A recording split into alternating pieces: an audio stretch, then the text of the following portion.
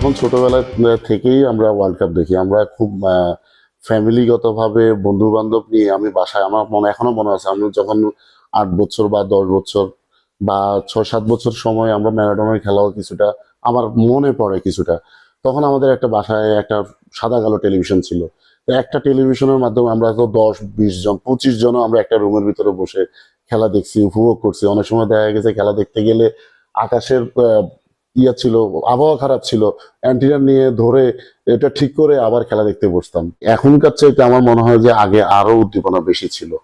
যেমন আমি নিজে মিনিমাম খেলার সময় যখন ওয়ার্ল্ড কাপ আসতো এর আগে ১০টা ২০টা করে আমরা ফ্ল্যাগ তৈরি করে দেখা গেছে তখন তো আর এরকম রেডিমেড পাওয়া যেত না। বিশেষ করে আমরা একটা টেইলারের দোকানে যেতাম, কাপড় নিয়ে যেতাম, সেখানে সেলাই করে আমরা একটা ঢুলি বাঁশ ছিল চিকন চিকন, সেগুলো দিয়ে আমরা রাস্তার পাশে সারিবদ্ধভাবে ১০টা ১৫টা ২০টা করে আমরা করতাম, পতাকা উড়াইতাম।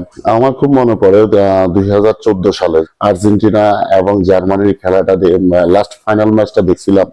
১২০ মিনিটে ১৯ মিনিটে যে আর্জেন্টিনা গোলকে পরাজয় হয়েছিল, তখন আসলে নিজেকে খুব কষ্ট লাগছিল নিজের কাছে। যখন খেলা দেখতে বসতাম বিভিন্নভাবে বিভিন্ন জন এক একজন মুড়ি, চানাচুর, পেঁয়াজ নিয়ে বসতাম, একসাথে বসে খেলার মাঝে মধ্যে চা খাইতাম বা অনেক সময় আড্ডা দিতাম বসে বসে। এই স্মৃতিগুলো আমাদের এখনো খুব নাড়া দেয়। সবচেয়ে বেশি আমার কাছে ভালো লেগেছে গত বিশ্বকাপ চ্যাম্পিয়ন যখন আর্জেন্টিনা হয়েছে।